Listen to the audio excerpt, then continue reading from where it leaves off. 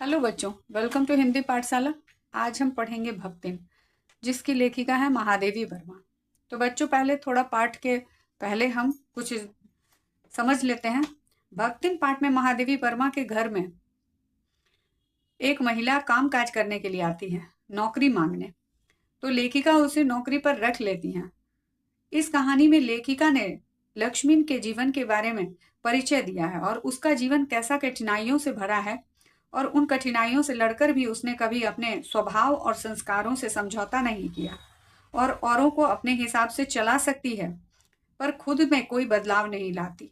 कहानी के आरंभ में लेखिका उसके जीवन में घटित घटनाओं को उजागर करती हैं कि लक्ष्मी एक गोपालिका की कन्या है। उसकी सौतेली माँ है। पिता ने 5 वर्ष की में उसकी शादी कर डाली। 9 वर्ष में उसका गौना हुआ। उसकी 3 बेटियां हैं। 29 वर्ष में वो विधवा हो गई। तो बच्चों, चलिए कहानी को पढ़ते हैं।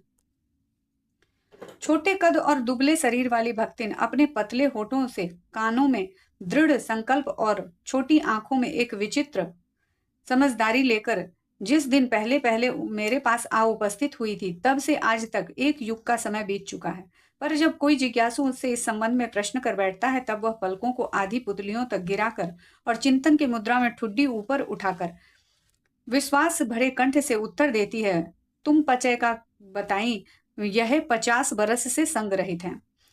हम हिसाब में से मैं 75 की ठहरती हूँ और वह 100 वर्ष की आयु भी पार कर जाती है। इसका भक्तिन को पता नहीं। पता है हो तो भी संभवतः वह मेरे साथ बिताए हुए समय में रत्ती भर भी कम न करना चाहेगी। मुझे तो विश्वास होता जा रहा है कि कुछ वर्ष और बीत जाने पर वह मेरे साथ रहने की समय को खींचकर 100 वर्ष तक पहुंचा देगी, चाहे उसके हिसाब से मुझे 150 वर्ष की असंभव आयु का भार क्यों न ढोना पड़े।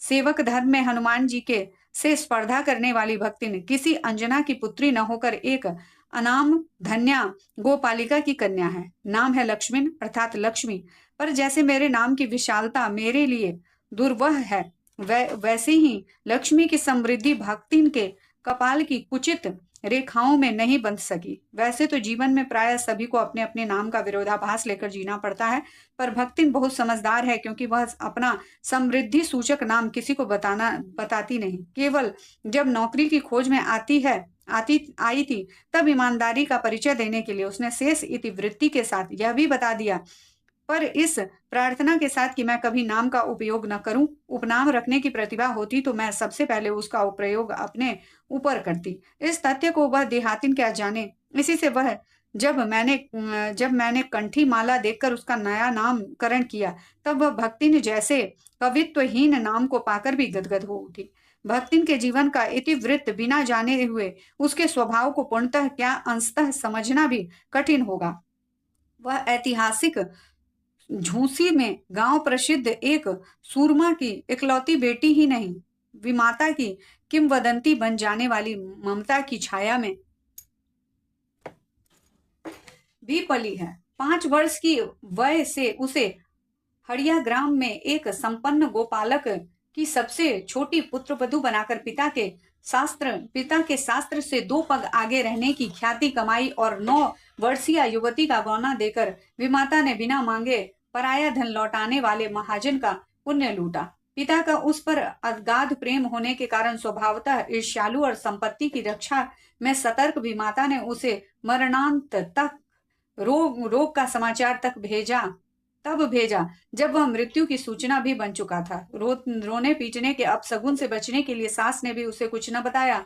बहुत दिन से नैहर नहीं गई, सो जाकर देख आवे, यही कहकर और पहनाव उड़ाकर सास ने उसे विदा कर दिया। इस अप्रत्याशित अनुग्रह से उसके पैरों में जो पंख लगा दिए थे, वे गांव की सीमा में पहुंचते ही झड़ गए। हाय लक्ष्मण अब आई कि अस्पष्ट पुनरावृत्तियां और स्पष्ट सहानुभूतिपूर्ण दृष्टियां उसे घर तक ठेल ले गई, पर वहां न पिता का चिन्ह शेष था, न विमाता के व्यवहार में शिष्टाचार का लेस था। दुख से शिथिल और अपमान से जलती हुई वह उस घर में पानी भी बिना पिए उल्टे पैरों ससुराल लौट गई। सास को खरी खोटी सुनाकर उसने विमाता पर आया हुआ क्रोध शांत किया और पति के ऊपर गहने फेंक फाक कर उसने पिता के चिर विछोह की मर्म व्यथा व्यक्त की। जीवन के दूसरे परिच्छेद में वे सुख की अपेक्षा दुख ही अधिक है, दुख ही अधिक है। जब उसने गेहुए रंग और बेटियां जैसे मुख वाली बटिया जैसे मुख वाली पहली कन्या के 2 संस्करण और कर डाले, तब सास और जिठानियों ने होठ बिचकाकर उपेक्षा प्रकट की। उचित भी था, इसलिए क्योंकि सास 3-3 कमाऊ वीरों की विधात्री बनकर मचिया के ऊपर विराजमान पुरखाइन के पद पर अभिषिक्त हो चुकी थी, और दोनों जेठानियां कागभुसुंडी जैसे काले लालों की क्रमबद्ध सृष्टि करके इस पद के लिए उम्मीदवार थी। छोटी बहू के लीक छोड़कर चलने के कारण उसे दंड मिलना स्व आवश्यक हो गया। जेठानियां बैठकर लोक चर्चा करती और उसके कलूटे लड़के धूल धूल उड़ाते, वह मट्ठा फेरती, कूटती, पीसती, रांधती, और उसकी नन्ही लड़कियां गोबर उठाती, कंडे पातती। जिठानियां अपने भात पर सफेद राब रखकर गाढ़ा दूध डालती और अपने लड़कों को औंटते हुए दूध पर से मलाई उतार कर खिलाती। वह काले गुड़ की डली के साथ कठौत में मट्ठा पाती और उसकी लड़कियां चने बाजरे की घुघरी चबाती। इस दंड विधान के भीतर कोई ऐसी धारा नहीं थी जिसके अनुसार खोटे सिक्के की टकसाल जैसी पत्नी से पति को विरक्त किया जा सकता। साड़ी चुगली चबाई की परिणति उसके प्रति पत्नी प्रेम को बढ़ाकर बढ़ाकर ही होती थी। जिठानियां बात बात पर धमाधम पीटी कुटी जाती, पर उनके पति ने उसे कभी उंगली भी न छुआई। वह बड़े बाप की बड़ी बात वाली बेटी को पहचानता था। इसके अतिरिक्त परिश्रमी, तेजस्विनी और पति के प्रति रोम रोम में सच्ची पत्नी को वह चाहता भी बहुत रहा होगा, क्योंकि उसके प्रेम के बल पर ही पत्नी ने अलगौजा करके सबको अंगूठा दिखा दिया। काम वही करती थी, इसलिए गाय भैंस, खेत खलियान, अमराई के पेड़ आदि के संबंध में उसी का ज्ञान बहुत बढ़ा चढ़ा था। उसने छांट छांट कर ऊपर से असंतोष की मुद्रा के साथ और भीतर से पुलकित होते हुए जो कुछ लिया वह सबसे अच्छा ही रहा। साथ ही परिश्रमी दंपति के निरंतर प्रयास से उसका सोना बन जाना ही स्वाभाविक हो गया।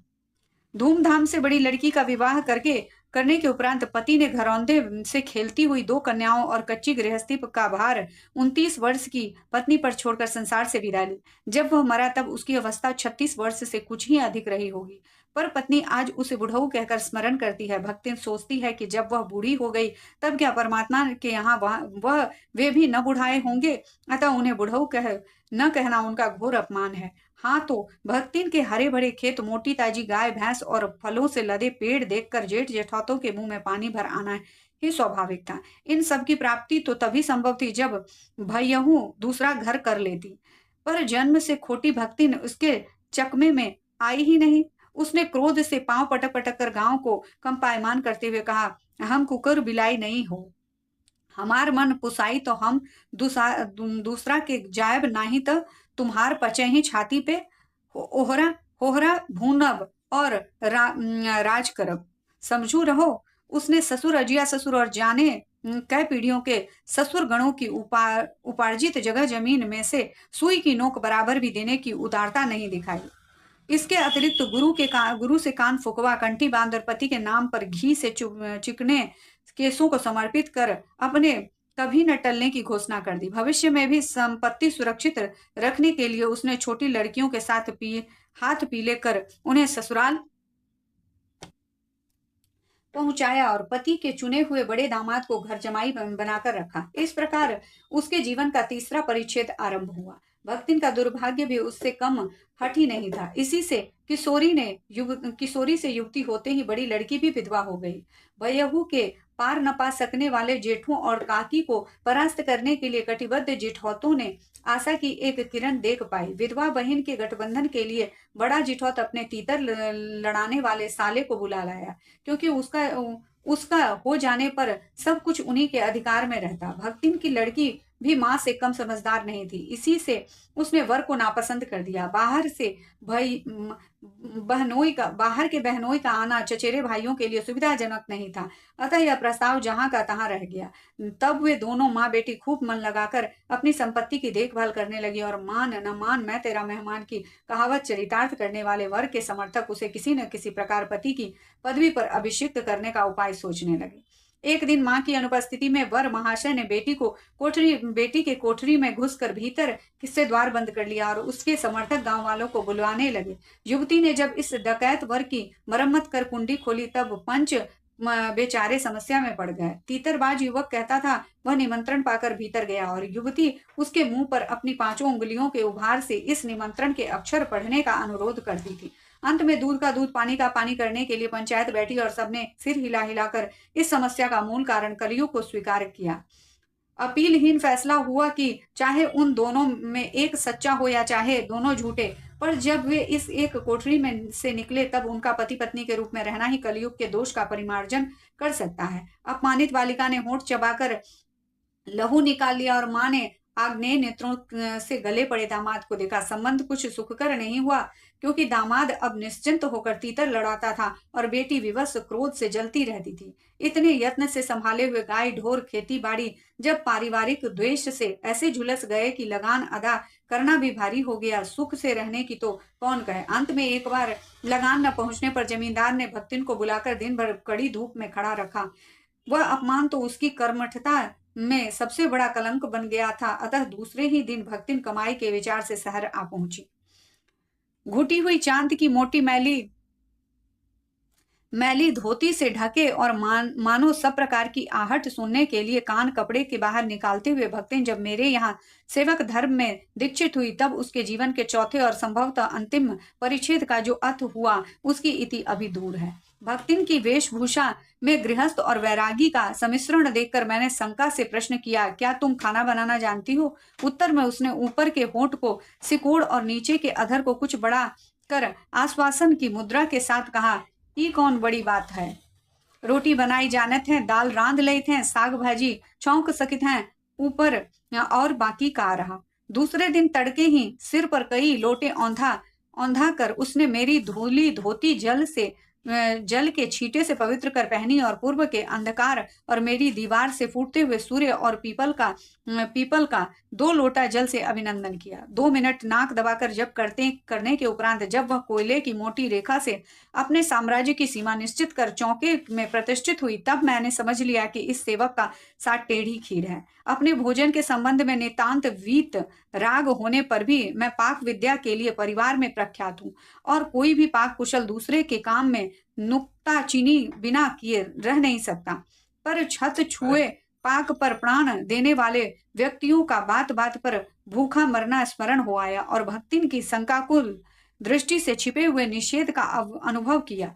तब कोयले की रेखा मेरे लिए लक्ष्मण के धनुष से खींची हुई रेखा के सामने दुर्लद्य हो उठी। निरुपाय अपने कमरे में बिछौने पे पड़कर नाक के ऊपर खुली हुई पुस्तक स्थापित कर मैं चौके में पीढ़े पर आसीन अनधिकारी को भूलने का प्रयास करने लगी। भोजन के समय जब मैंने अपनी निश्चित सीमा के भीतर निर्दिष्ट स्थान ग्रहण कर लिया, तब भक्ति ने प्रसन्नता से लबालब दृष्टि और आत्मतुष्टि से आप्लावित मुस्कुराहट के साथ मेरी फूल की थाली में 1 अंगुल मोटी और गहरी काली चित्तीदार 4 रोटियां रखकर उसे टेढ़ी कर गाढ़ी दाल परोस दी। पर जब उसके उत्साह पर तुषारपात करते हुए मैंने रुआसे भाव से कहा, यह क्या बनाया है, तब वह हत बुद्धि हो रही। रोटियां अच्छी सेकने के प्रयास से कुछ अधिक खड़ी हो गई हैं, पर अच्छी हैं। तरकारी थी, पर जब दाल बनी है तब उसका क्या काम। शाम को दाल न बनाकर तरकारी बना दी जाएगी। दूध घी मुझे अच्छा नहीं लगता, नहीं तो सब ठीक हो जाता। अब न हो तो अमचूर और लाल मिर्च की चटनी पीस ली जावे। उससे भी काम न चले तो वह गांव से लाई हुई गठरी में से थोड़ा सा गुड़ दे देगी। और शहर के लोग क्या कला बतूत खाते हैं। फिर वह कुछ अनाड़ीपन और फूहर नहीं। उसके ससुर, पितिया ससुर, अजिया सास आदि ने उसकी पाक कुशलता के लिए न जाने कितने मौखिक प्रमाण पत्र दे डाले हैं। भक्तिन के इस सार गर्भित लेक्चर का प्रभाव यह हुआ कि मैं मीठे से विरक्त के कारण बिना गुड़ के और घी के अरुचि के कारण रूखी दाल से 1 मोटी रोटी खाकर बहुत ठाट से यूनिवर्सिटी पहुंची और न्याय सूत्र पढ़ते पढ़ते शहर और देहात के जीवन के इस अंतर पर विचार करती रही।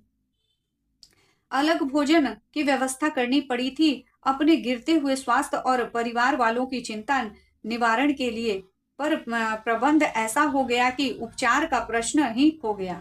इस देहाती विद्या ने अपने जीवन की सरलता के प्रति मुझे इतना जागृत कर दिया था कि मैं अपनी सुविधाएं छिपाने लगी। सुविधाओं की चिंता करना तो दूर की बात, उसके अतिरिक्त भगवान का भक्तिन का स्वभाव ही ऐसा बन चुका था कि वह दूसरों को अपने मन के अनुसार बना लेना चाहती है, पर अपने संबंध में किसी के परिवर्तन की कल्पना तक उसके लिए संभव नहीं। इसी से आज मैं अधिक देहाती हूँ, पर उसे शहर की हवा नहीं लग पाई। मकई का रात को बना दलिया सवेरे मट्ठे से सौंधा लगता है। बाजरे बाजरे के तिल लगाकर बनाए हुए पुए गरम कम अच्छे लगते हैं। ज्वार से भुने हुए भुट्टे के हरे दानों की खिचड़ी स्वादिष्ट होती है। सफेद महुए की लपसी संसार भर के हलवे को लजा सकती है। यदि वह मुझे क्रियात्मक रूप से खिलाती रहती है, पर यहाँ का रसगुल्ला तक भक्तिन के पोपले मुंह में प्रवेश करने का सौभाग्य नहीं प्राप्त कर सका। मेरे रात दिन नाराज होने पर भी उसके साफ धोती पहनना नहीं सीखा, पर मेरे स्वयं धोकर फैलाए हुए कपड़ों को भी वह तह करने के बहाने सिलवटों से भर देती है। उसने अपनी भाषा की अनेक दंत कथाएं कंठस्थ करा दी हैं, पर पुकारने पर वह आय के स्थान में जी कहने का शिष्टाचार अभी भी नहीं सीख सकती। भक्तिन अच्छी है यह कहना कठिन होगा, क्योंकि उसमें दुर्गुणों का अभाव नहीं। वह सत्यवादी हरिश्चंद्र नहीं बन सकती है, पर नरों या कुजरों वा कहने में वे विश्वास नहीं करती। मेरे इधर उधर पड़े पैसे रुपए भंडार घर की किसी मटकी में कैसे अंत रहित हो जाते हैं, यह रहस्य भी भक्तिन जानती है, पर उस संबंध में किसी के संकेत करते ही वह उसे शास्त्रार्थ के लिए ऐसी चुनौती दे डालती है जिसको स्वीकार कर लेना किसी तर्क शिरोमणि के लिए संभव नहीं। यह उसका अपना घर ठहरा पैसा रुपया जो इधर उधर पड़ा देखा संभाल कर रख लिया, यह क्या चोरी है? उसके जीवन का परम कर्तव्य मुझे प्रसन्न रखना है। जिस बात से मुझे क्रोध आ सकता है उसे बदलकर इधर उधर करके बताना क्या झूठ है? इतनी चोरी और इतना झूठ तो धर्मराज महाराज में भी होगा, नहीं तो वे भगवान जी को कैसे प्रसन्न रख सकते और संसार को कैसे चला सकते? शास्त्र का प्रश्न भी भक्तिन अपनी सुविधा के अनुसार सुलझा लेती है। मुझे स्त्रियों का सिर घुटाना अच्छा नहीं लगता, अतः मैंने भक्तिन को रोका। उसने अकुंठित भाव से उत्तर दिया कि शास्त्र में लिखा है। कौतूहलवश मैं पूछ ही बैठी, क्या लिखा है? तुरंत उत्तर मिला, तीरथ गए मुंडाए सिद्ध। कौन से शास्त्र में यह रहस्यमय सूत्र है, यह जान लेना मेरे लिए संभव ही नहीं था। अतः मैं हार कर मौन हो रही और भक्तिन का चूड़ा कर्म हर बृहस्पतिवार को एक दरिद्र नापित के गंगा जल से धुले हुए अस्तूरे द्वारा यथाविधि निष्पन्न होता रहा। पर वह मूर्ख है या विद्या बुद्धि का महत्व नहीं जानती, यह कहना असत्य कहना है। अपने विद्या के अभाव को वह मेरी पढ़ाई लिखाई पर अभिमान करके भर लेती है। एक बार जब मैंने सब काम करने वाले से अंगूठे के निशान के स्थान पर हस्ताक्षर लेने का नियम बनाया, तब भक्तिन बड़े कष्ट में पड़ गई, क्योंकि एक तो उसने पढ़ने की मुसीबत नहीं उठाई जा सकती थी, दूसरे सब गाड़ीवन दाइयों के साथ बैठकर पढ़ना उसकी वयोवृद्धता का अपमान था। अतः उसने कहना आरंभ किया, हमारे मलिकैन तो रात दिन किताबियन माँ गड़ी रहती हैं, अब हमहू पढ़े लागब तो घर गृहस्थी कौन देखी सुनी। बच्चों, ये कहानी बहुत बड़ी है, इसीलिए हम लोग इसके आगे नेक्स्ट वीडियो में पढ़ेंगे। तो इसी के साथ इस वीडियो को यहीं खत्म करते हैं। इसका नेक्स्ट पार्ट 2 में आगे की कहानी पूरी करेंगे।